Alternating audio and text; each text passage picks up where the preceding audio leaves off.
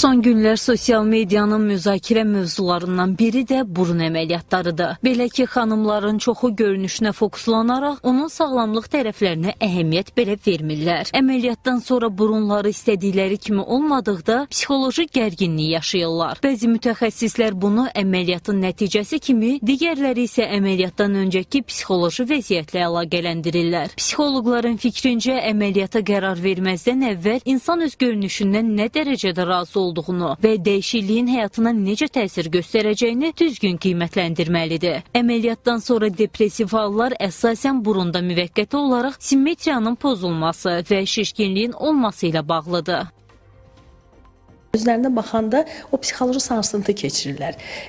O periodda, məsəl üçün, mən bundan sonra necə olacağım, öz yeni görkəmim necə olacaq, qəbul edəcəmmi, yaxşı görsənəcəm, görsənməyəcəm, ətrafda mənə nə deyəcəklər. Mesela o fikirlər onu özünə qapanmaya gətirib çıxarır. Məsələn, depressiyanın əlamətləri ortalığa çıxır, amma bunlar hamısı müvəqqətidir. Qısa müddətdə bu hallar olur, amma zamanla artıq getdikcə görəndə ki, həqiqətən yaxşılığa doğru dəyişikliklər var. İnsanın o psixoloji durumu da düzəlir, amma bəzi insanlar yeni görkəmini qəbullana bilmirlər. Bəzi şəxslər isə sosial şəbəkə üzərindən estetik videolara baxaraq özlərində olmayan qüsurları kompleks halına gətirirlər. Nəticədə onlar da əməliyyata can atırlar. Xarici təcrübəyə əsasən burnunu estetik əməliyyat etdirmək istəyən şəxslər əməliyyatdan öncə psixoloqla məsləhətləşirlər.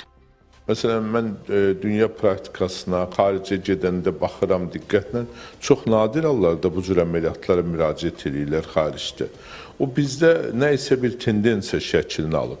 Və ona görə də bu əməliyyatı eləyən həkimlər də artıb və nəzərə alaq ki, bu əməliyyatlar, estetik əməliyyatlar nisbətən bahadır. Ona görə də bəzən qeyri-peşəkar adamlar da bu işlərlə məşğuldur. Əvvəla dünyanın hər yerində burun əməliyyatı, istər estetik, istər funksional, bu ilə lor həkimləri məşğuldular.